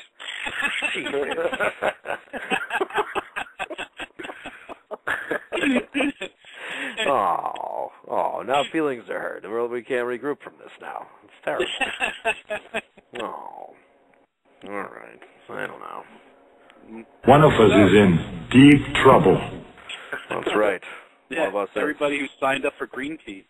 Exactly. So everybody remember, if you signed up anywhere, we're on a website called greenfeeds.com. Throw your computer out the window right now, okay? Cancel your email accounts, whatever you fucking signed up with. I got a question here. Since we technically, quote unquote, don't have internet officially, could they still track us, or are we just fucking golden? That's what I'm thinking. I think we can do whatever. We can do whatever. They'll never find us. Snowball. Speckleship Sports says hello. Hello, sir. He's waving at us. So we're waving back at you. He just signed into the chat, so I just wanted to say hi. Yeah, I don't know, Steve. That's a good question. You know what? I'd say we had your bets. Oh, he left. Fuck you. Don't say that. You should still possibly be listening. Oh, well. Cut your nose. Cut your nose, spite your face.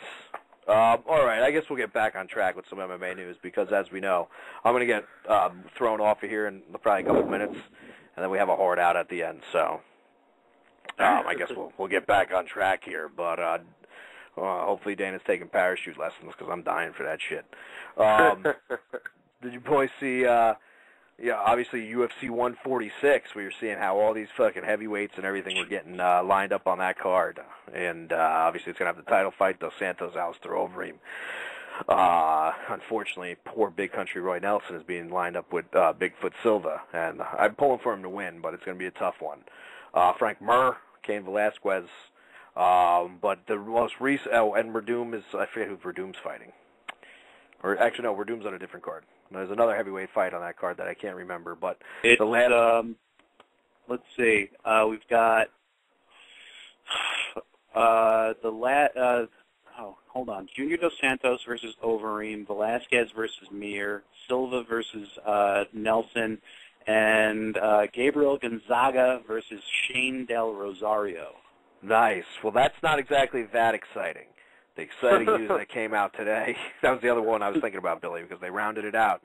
The main card, which is going to be pay-per-view, people, what we were just complaining about, it's all going to be a heavyweight main card, and they rounded it out with Stefan Struve facing Mark the Super Samoan Hunt. And I know I've said some negative things about Mark Hunt in the past, but he's on quite a roll. He really impressed me with beating the shit out of Czech Congo.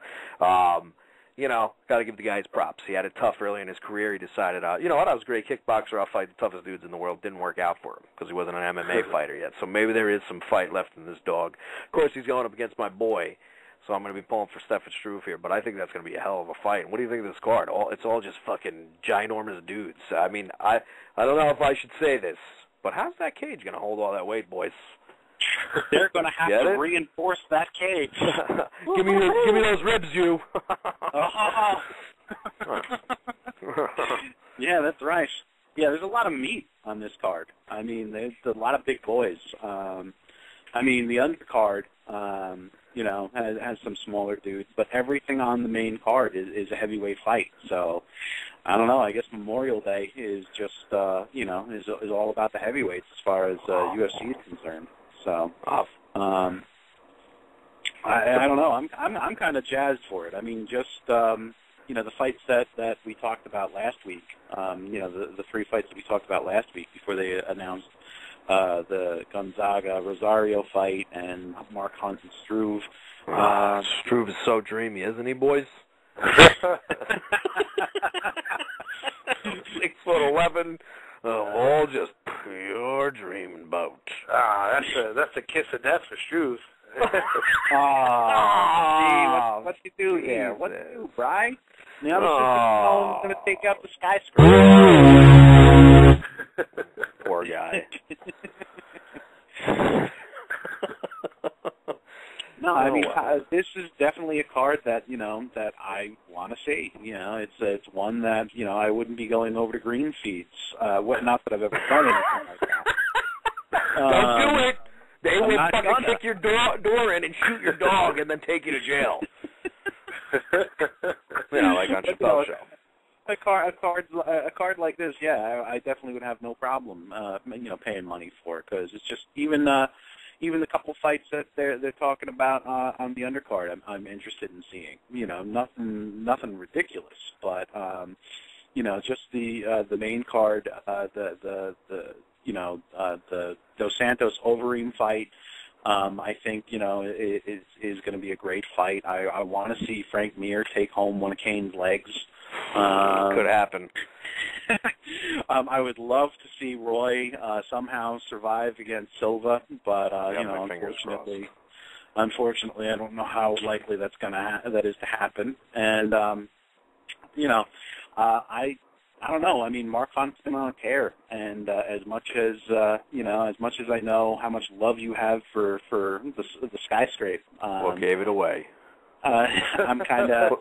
Was it the tent in my shorts? Woo! I'm kind of looking forward to seeing the Super Samoan come out and maybe pop his head back. So it would be a nice story. Listen, I'm after Hunt's last fight, dude. I got nothing bad to say about that. He really fucking turned my opinion too, and I know his record was tough in Pride, and maybe that was really why he didn't have great success there. Yep. Did we lose Brian? Is that where he gets kicked off? No, I'm still here, but I'm probably getting thrown off. So maybe there was a little glitch in there when I was talking. So you guys, I guess, talk amongst yourself. I'm gonna get set up over here. You have the backup plan ready to go? Yeah, I'm going to have to. So, what do you think, Steve? I mean, it's a big card, literally and figuratively. I'm big card, most big interested men. I'm most interested in seeing the Frank Mir fight because Frank Mir wants me to see that fight. Because, he's all about that. So he wants me to see that fight. So that's what I'm interested in. And then the Dos Santos fight would be awesome. I think those are the 2 big ones. And, Roy Nelson, he got over 100,000 likes on Facebook. So, if he doesn't win this one, I wonder if he'll drop down. Well, but does he get a choice? Does he get a choice, though? I mean, I don't know. I kind of like to see him win it so that, to make sure he stays in the UFC and then drop down. Still drop down, though, even if he wins.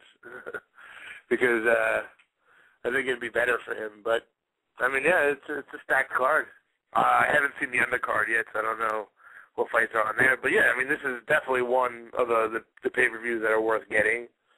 So, don't have a problem, doing that. But, but it'd be awesome if it was free, though.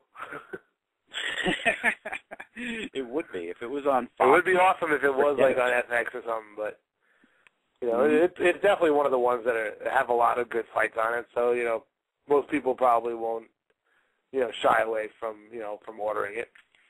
Mm-hmm. So I mean, as long as they keep your interest. There has been a couple of pay-per-views where it's just kind of like, nah, we get it because we like him and we watch him and stuff, but the average fan probably wouldn't have gotten some of them. So, I mean, this one has a lot of big names on it, a lot of fights that people want to see, fights that are important, because I think the Velasquez-Mir fight is a #1 contenders fight. So, it actually has a lot of, other storylines going on in it, too. So, I think it definitely, will get what Dana wants it to get out of the pay-per-view. Yeah, it's a big heavyweight card, which everybody, no matter what, even though sometimes, especially until recently, the heavyweight division at MMA has been kind of very thin. There hasn't been a lot of athletic guys in there, but now all of a sudden you're getting that influx of pretty athletic dudes. Obviously, some of these dudes are just monsters and stuff. So, it should be a pretty impressive card overall, but, just for, your average run-of-the-mill fan, seeing 5 heavyweight fights, you might get people to shell out the $50 for it. Absolutely. Definitely. I think one of the most impressive things about the card is the fact that not only do they have a man nicknamed Bigfoot on the card, they actually have an actual Bigfoot fighting on the card. And I'm wondering if they've already bagged and tagged Gabe Gonzaga and started shaving him down for this fight, because we know that even if they shave him on the day of weigh-ins, he's going to have a full pelt by the time the fight starts. So, as far as the undercard goes, Steve, we've got the Outlaw Dan Hardy against Dwayne Bang Ludwig. Edson Barboza, who had that ridiculous heel kick victory. I forget which fight card that was at. He's fighting Evan Dunham, and Jason Mayhem Miller versus CB Dollaway is also on that card. Pound him out. So, Diego Brandao is on that card too, but I don't know who he's fighting. So that actually is a pretty good undercard too. So it's a great card. Yeah. So excited all the way around. Exactly. Where's the other card being broadcast, Billy? Because if it's on Fuel, I am going to be furious. Oh gosh, let me go see. Let me look that up. That would be a crying shame if it was on Fuel, because who the hell has that channel? Nobody. That's the thing, and I would like to think that Comcast is going to get their shit together, because I know Fuel is still not exactly a viable network yet, but just since the UFC and Fox deal has been signed and they've been putting their programming on there, like ratings for the entire station of Fuel have gone up ridiculous numbers. Oh, yeah. Like they've never pulled numbers like this. So, but let's everybody get off your asses, because I need to see the shit on that channel. It's just, the Ultimate Fighter Brazil is going to be broadcast on there. Yeah. I can't understand baby talk, but I would probably watch it for the fights, though, The fights will probably be ridiculous. Well, I mean, come on, you got guys trying to fucking get a contract so they don't have to sit there and kidnap people for a living, They've got a lot on the line.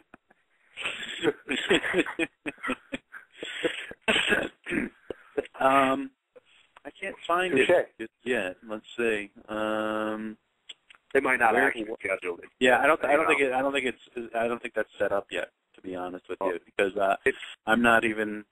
Basically, the schedule on UFC.com jumps from the week of the fights, where they're saying, you've got UFC Primetime Episode 1 for UFC 46, blah blah blah, on May 11th, and then it just jumps to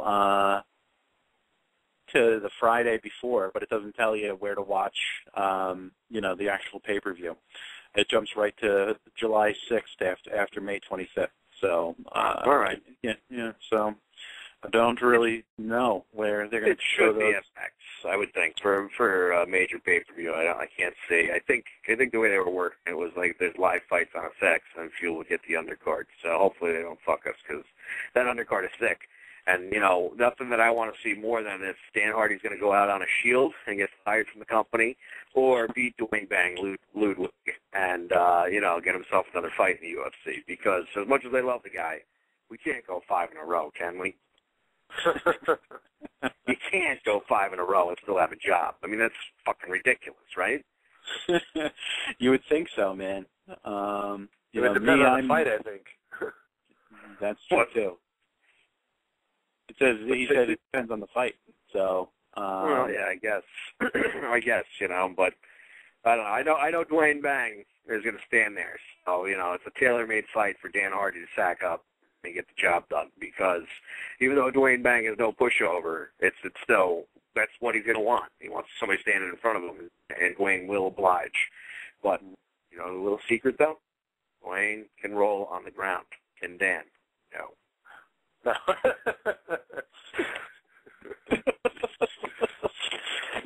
Speaking of middleweights, did you see that Damian Maia is dropping down to not middleweights, welterweights? Damian Maia is moving down from middleweight to welterweight.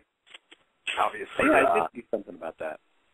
Yeah, well, he's bringing him and his giant pepperoni nipples down to the welterweight division because he didn't look that impressive his last fight out. Chris Weidman was coming in to that fight, I think, on a week's notice. But Chris Weidman is what we like to call a gamer. He got the call.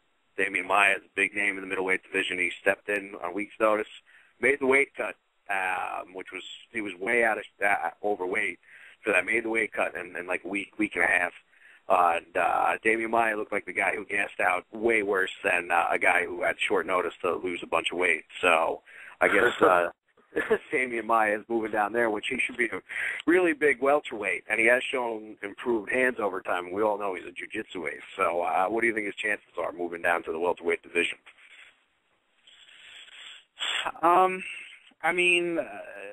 Damian Maia is one of those fighters that when he first started, when I first started seeing him, I thought he was sick, and I thought he was going to be a real force. But I think since he, I haven't really been all that impressed with anything that he's been in since he lost to Anderson Silva. Every fight since then, I don't know if it's maybe he's been tentative or something, but it's kind of been, he hasn't been as much on as much of a tear or, as impressive as he was prior to that fight. And I don't know, moving down to welterweight, yeah, he's going to be a bigger dude. And he'll probably match up well against guys like Koscheck and all that type of stuff. But when you get to the top of the division, is he really going to pose that much of a threat to someone, say like a GSP or even Mr. Diaz or Carlos Condit? I don't know. I think he's got size going for him, but I really think that as far as the high-level guys in that weight division, that's really all he's sort of bringing to the table. Yeah, his hands have gotten better, and he's got good jits. But, especially going off the last fight where a dude who took the fight 2 weeks prior to the fight, and he ended up losing the decision to the guy. Just not. I don't know. I'm not really thrilled with Mr. Maia's performance. The last few times out. Yeah, it could be a tough weight cut for him. How do you think he's going to fare, Steve? Well, I didn't hear that he was dropping down, so this is news to me. But I really can't get excited by it. I mean, this guy, Anderson Silva made fun of him during the fight, trying to showboat and stuff, and he hasn't looked impressive in most of the fights since then. You think he'd have a chip on his shoulder and try to do something about it, but it doesn't really look like he's doing anything really. I mean, maybe this is his answer to that. Maybe dropping down, the weight and, trying to fight a new group of guys is his answer to trying to, get his career back on track. But I just honestly just don't really feel anything for it. I think, his fights are dull, and it just doesn't get me excited at all just to hear that he's dropping down. Well, I mean, he didn't look good in the Weidman fight, but I thought in that Munoz fight, he looked great. That's when he was showing off his improved hands, and I thought he was being really aggressive in that fight. Definitely using his improved boxing and stand up. And here's why I think he didn't look good in his last fight is because for a guy who's a Brazilian jiu-jitsu ace, I think he was like he went there for some reason with a striker's mentality. Now I know Weidman's a great wrestler and all, but you would like to think the guy's going to be really fatigued with that weight cut. How about I just drag him down? And even if I don't get a sub, I just make him work out of it and wear him down quicker. So, I don't know if I'd say I'm excited over the move. It definitely does pose some interesting things just because, he's a pretty big dude for the weight class. But, I mean, he's not going to be that huge because he wasn't really a really big middleweight. So, he's going to be at the bigger end of the spectrum, but there's going to be other guys who are about his size. So I don't know if he's got a real advantage down there because it is pretty, it's a fairly stacked division. Like you guys brought up Koscheck and Diaz and who's, trying to mount his lawyer's trying to mount the defense with his drug test failures. So who knows? Maybe he'll be back sooner than later. There's some people who think that they might pull it off, but I don't think so. Nobody really ever does. But you got Diaz, you got Condit, obviously GSP when he's healthy, because Condit's going to wait for GSP to be healthy. So one of those guys is still going to be holding the strap after that fight. You got John Fitch. John Fitch will gladly go to the ground with you, Damian Maia, and roll around for fucking 15 minutes, And I'm not really trying to take any jabs at John Fitch because I do like the guy and I think he's another gamer, but we all know his fighting style. I'm going to fucking lay on you and keep you warm all night, and then the judge is going to call my name.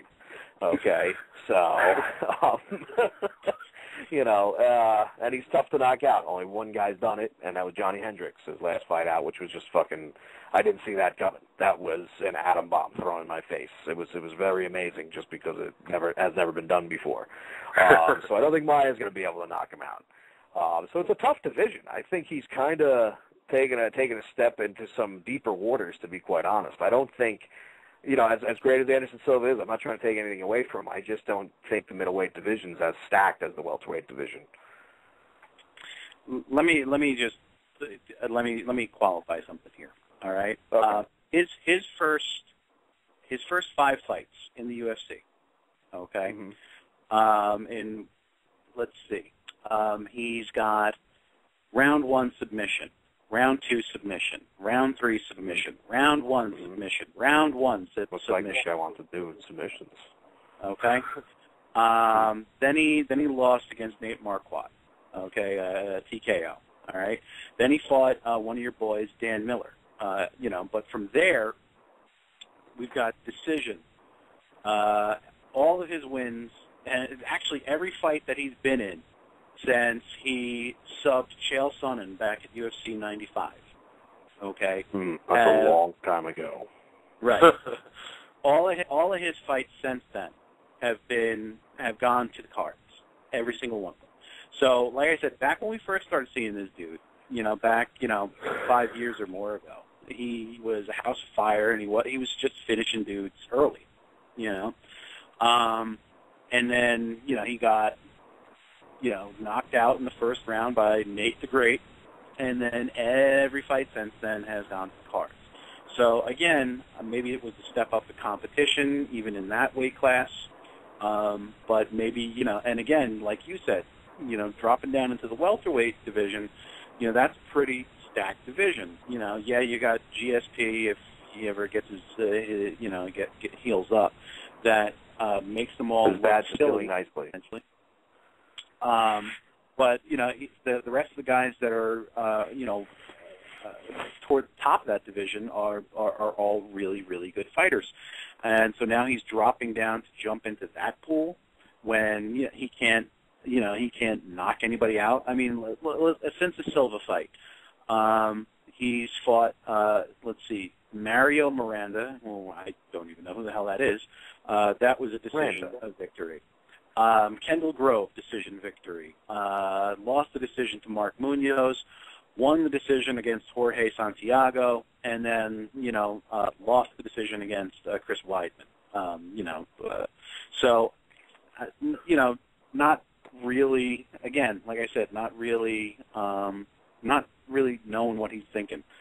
Maybe Steve's right. Maybe he's just looking for a change of pace, a change of scenery, a change in opponents. Maybe he thinks that'll spark some sort of, light some sort of fire under his ass by seeing some different faces, some different dudes. But I don't think he can hang with the top of that division at all. No, I don't think so either. I mean, we just named a few names. I mean, you still got Rick Story. You got fucking, obviously Dan Hardy's back in the mix, maybe. I doubt it. There's a lot of good dudes there. I can't even, what's his name? Rory McDonald was there. You know what I'm saying? Like, there's a lot of dudes who are beastly in that division. It's a tough division, man. And, I don't know, and like I said, I hate like trying to smack down the middleweight division to make it seem like it isn't that tough. I mean, there are good fighters, there are great fighters there, but I mean, seriously, you got Bisping, you got Sodin, you got Anderson Silva, you got Bueller.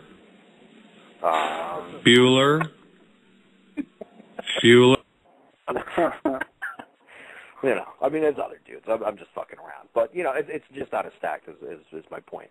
So he's really going into some tough orders. So we'll see, Maybe it'll be better for him. Maybe he'll feel stronger. I mean, some guys do. Maybe he's fighting out of weight for his body. But I don't know. But we shall see. I mean, it's possible that maybe he's just going to be strong and be able to drag dudes down and muscle his way into submissions. But, we'll see what happens.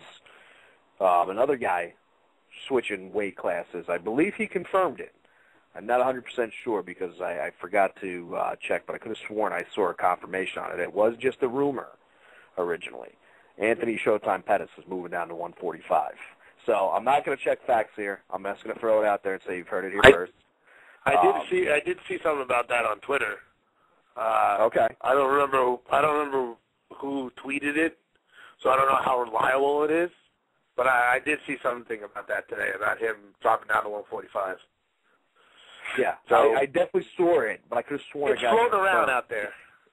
Yeah, and potentially, of course, that means he'd be facing Jose Aldo for the title, probably. I don't think they're going to make him take a fight because the guy was technically in line for a title fight, and then, of course, since apparently Jimmy Miller and Nate Diaz were promised the next title shot, I think things got really fucked up in that division, especially when Frankie was finally given the rematch that he deserved.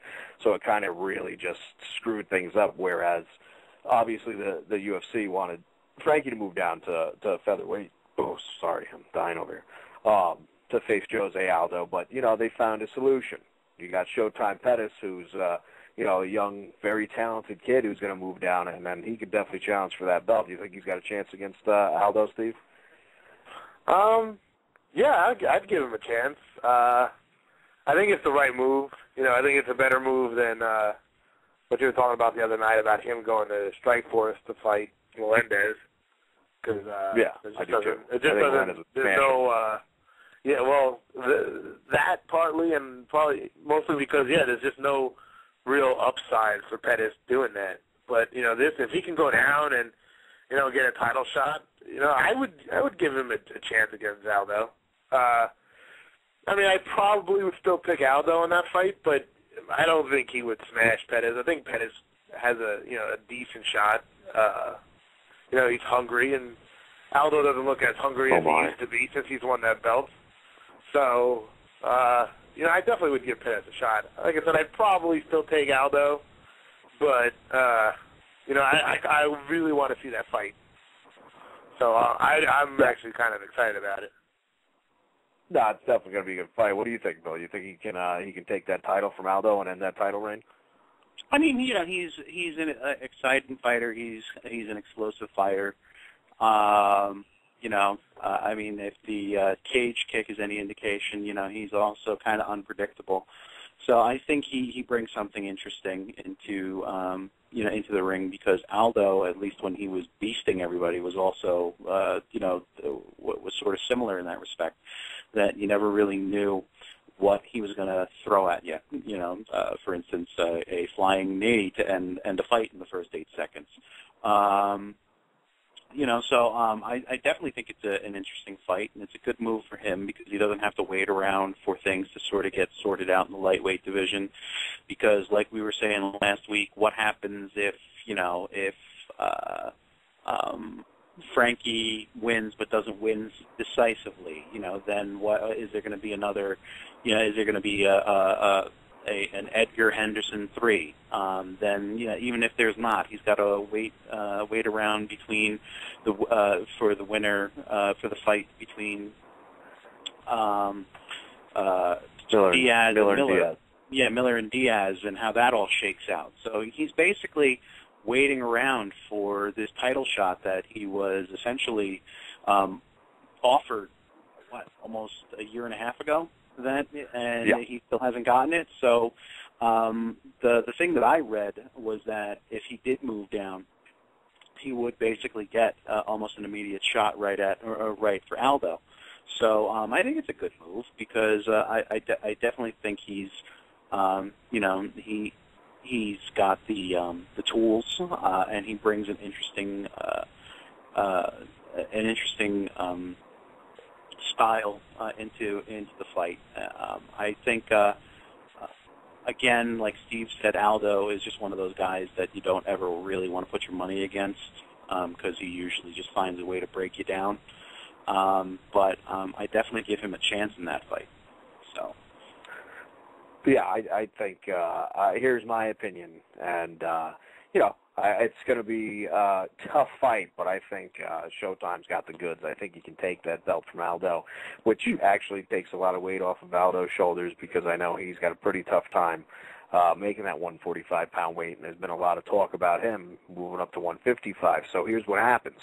Showtime goes down there, takes that belt. Aldo moves up and just wrecks the weight class again because now there's another roadblock in the way to try to get a shot at that 155-pound strap. And then, of course, if Benson Henderson beats Frankie again and holds on to that belt, then Frankie's going to move down to 145. And, a lot of interesting things could happen in the next couple months with both weight classes, depending on how it all shakes out. But, obviously we'll have to see. I mean, if Pettis can move down and look good and not look sluggish, fatigued, or weak in there, and I think he could take the title from Aldo.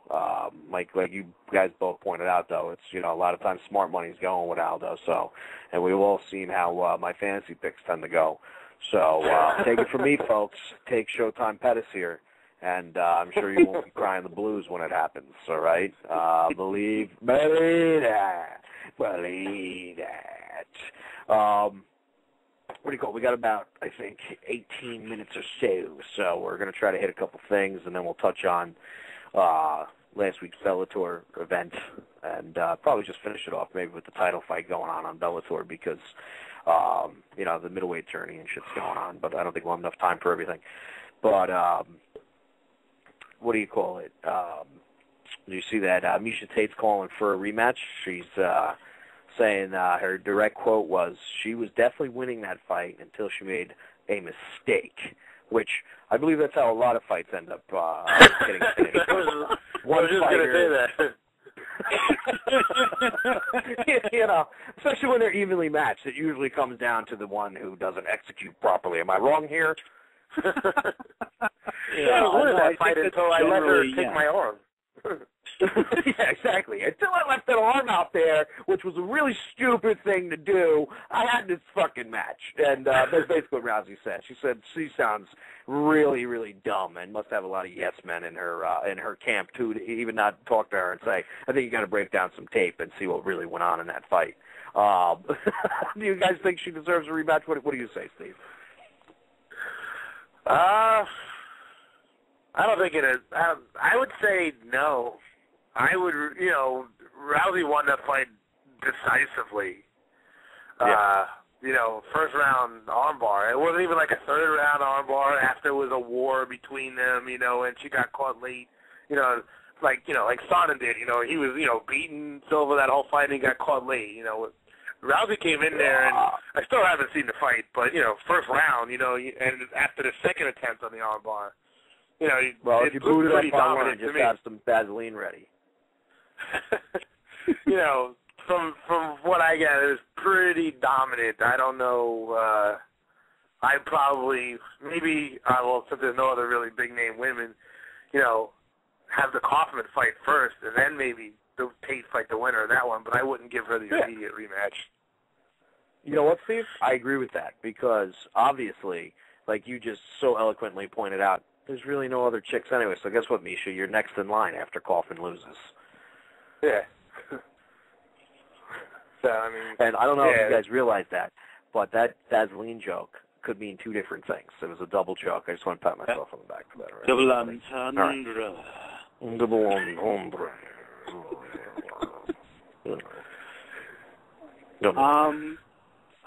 You know what? I said it when we talked about the Strike Force card that you supposedly had two girls at the top of their game, and Ronda Rousey still kind of made it look easy. If it had stayed on its feet, guess what? Misha all the way. But it's MMA. There's the whole ground thing to talk about, and Misha, who she's a great wrestler. She used to wrestle the boys when she was in high school, and blah blah blah blah blah. She's a top level wrestler.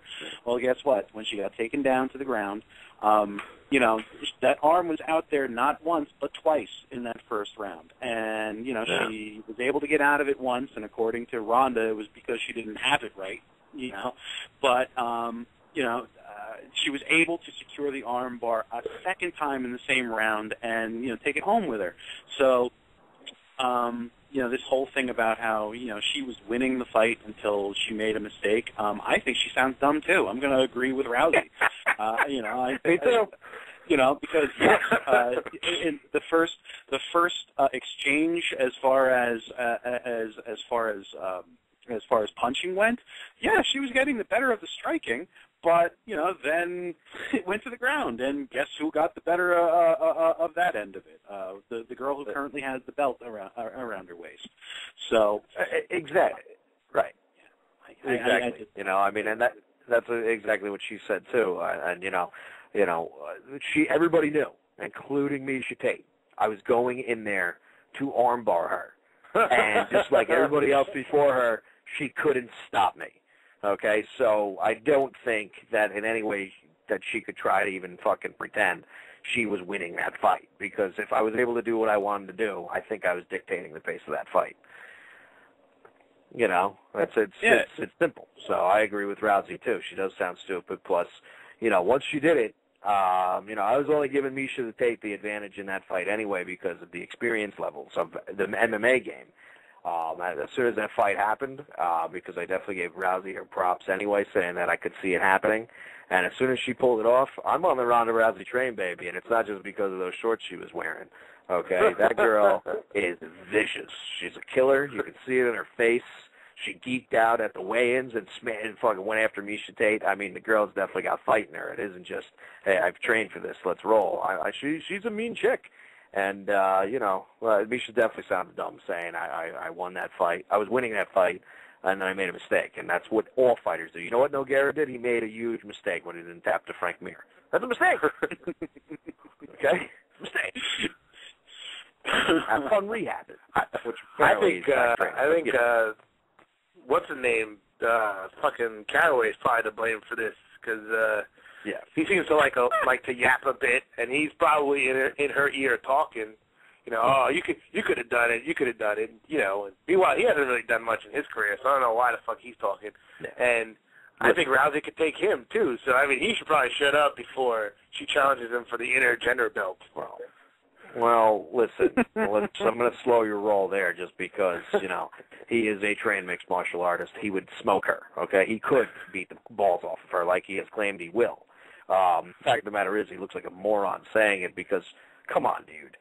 I don't know, man. He doesn't have the eye of the chick tiger in him. She, like you said, she's a mean chick. I don't see that in him. You know, I think beat up two I black think she guys would in the take movie him. theater because guess what? They wouldn't stop talking in the movie theater. Shocker.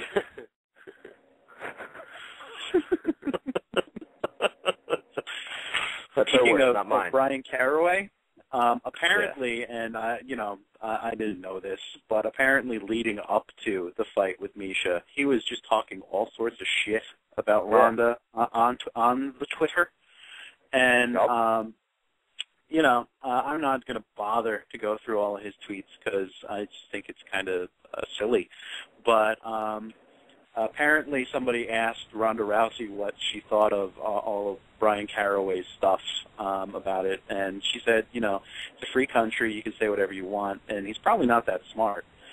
He's done enough harm on his own, making himself look like an idiot, that I don't think anyone else needs to step in. And then they asked her, what about Caraway's claims that she couldn't win a fight with him simply because he is a man? Ronda said, of course I can, dude. Who is he? You never even heard of him if it wasn't for Misha. He's just some dude.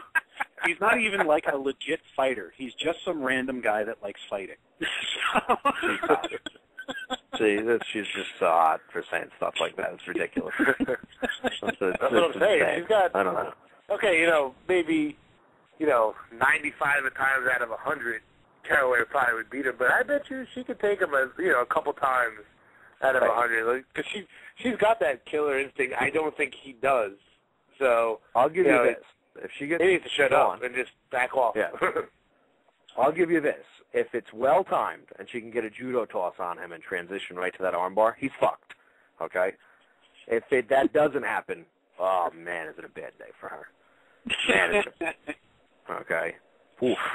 But if she can transition to an armbar real quick, and if done right, no-can defense with the way she does it, he's in a lot of trouble.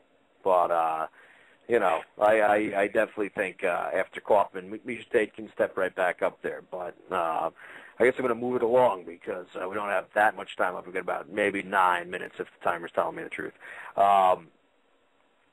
Last Friday when we were all watching what's up? No, I'm actually watching the fight now. Oh, you are? How great is that outfit, dude? The fucking outfit was insane. Last Friday, when we were all watching The Ultimate Fighter, Bellator was, they were on, and it was their featherweight tournament, the start of the featherweight tournament. Pat Curran was fighting Joe Warren for the featherweight belt and went and brutalized Joe Warren to take the featherweight title. Now, there's definitely a rumbling out there that a lot of people feel that Pat Curran is the best fighter not in the UFC right now, and he's definitely making a strong case for himself. I don't know if you guys watched the fight afterwards or anything, but he literally brutalized Joe Warren and took the title. It was a late stoppage by the ref. Should have been stopped immediately. He was just pummeling the shit out of him in the third round. It was a very impressive win, and of course, now Pat Curran's brother, he used to fight in the WEC, so I'm sure Sufis had eyes on this guy, but if he keeps winning fights like this, I definitely think that this could be another 145er that the UFC is going to want to add to their ranks. Did you guys end up watching this or no? I ended up watching some of the highlights of just the title fight, to be perfectly honest. And yeah, it was, Curran was pretty dominant in the first round. The second round was a little more back and forth with, but the third round, yeah, that ref, I don't know if he had a grudge or something and just wanted to see somebody die in the ring. But yeah, that was pretty brutal. I don't know where he was. And we've talked about like terrible judging and terrible officiating before, and how these guys should have some sort of background in fighting. This dude used to be a professional fighter. I found out, the guy who was reffing, who was the ref of the fight. He used to be, he used to do this. So for him to just stand there and be like, nah, he's fine, while he's taking about 55 unanswered shots to the face. is just, I don't know what the hell went on there, man. It was absolutely insane. I'm just happy to say that that was one of the picks that I had last week. And he was one of my boys from Crystal Lake, so he did show that he is one of the baddest men on the planet, because if Jason can't take him, then nobody else can either. So obviously, and, Joe Warren's nickname, baddest man on the planet, obviously now has been taken, and Pat Curran can go. Did you see the fight, Steve, or no? No, I haven't actually watched it. I mean, I read a little bit about it, but I didn't actually see it, so I didn't see how brutal it was. But, just from reading about, people who have reported on it, they were impressed, to say the least. Oh, yeah, dude. Well, let me just say this. It was so brutalizing that Joe Warren and his manager confirmed that he will be making a permanent move to bantamweight to try to pursue that title in the in Bellator, because he had dabbled in both weight classes before. Well, no more dabbling. He's done with the featherweight division, because he cannot face big, bad Pat Curran anymore, because he doesn't want to get his head taken off and sent to the third row. And I don't blame him. I don't fucking blame him. It's... You're not, these are real punches, people, okay? These are real punches. You can die. And he was fucking getting destroyed in there. So I can't blame him. Maybe it'll be a better move for him. The guy's a good wrestler and all, so, If he dies, he dies. If he dies, he dies. Yeah, fuck him. Exactly, dude. Who gives a shit?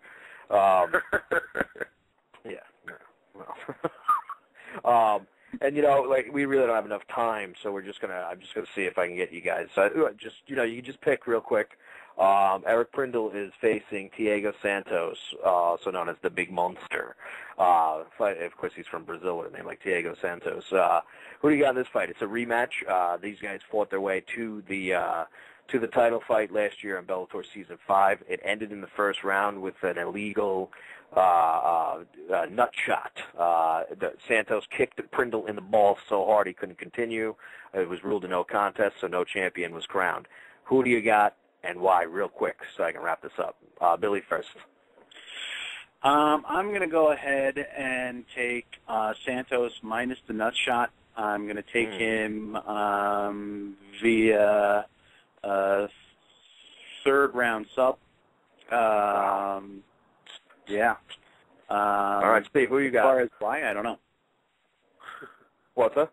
All right, that's fine. You don't have to know. We got to move it up, so I'm going to say, Steve, who you got? I'm going to go with Santos, because he's a big monster. He is a big monster. I like that. Do you have any specific way or no? Ball shot? TKO? Third round TKO. All right. Well, I'm going to disagree with you both, because Prindle's a big red monster himself. And, he got fucking kicked in the balls hard. And you know what? I'd be pretty pissed off. I'm going to say Prindle comes out and blows apart Thiago Santos's face in the first round. I've got Eric Prindle first round knockout. It's probably not going to go my way, but, what can you do? I mean, you can't get them all right? But, all right, I'm going to wrap it up now. You guys got anything quick to say, or? No. I think we hit it all so far. Pretty sure, yeah. Steve? No, I'm good. Take it all right, then. All right, everybody, remember to tune in next week, where apparently will be an MMA hybrid baseball show. It was just announced today. Apparently, we will be doing baseball because we go on at 9:30. Apparently, someone's going on at 10 with baseball, so I guess it'll just be a little bit of a round table or something. I don't know. We'll figure it out as the week goes on. Remember to check out the Cauliflower for the Years on Monday night. Check out rotoexperts.com, maybe. Check out thexlog.com. If Nick Frank has wrote an article, definitely check it out. Check me out at Cauliflower number 4 ear on Twitter. Billy, what's yours again? BillBrown1777 on Twitter? BBrown1777. Yep. BBrown1777 on Twitter. Steve, you are Captain Solo 07 on Twitter, correct? Yep, Earth. All right. And everybody, this has been the Butcher Block.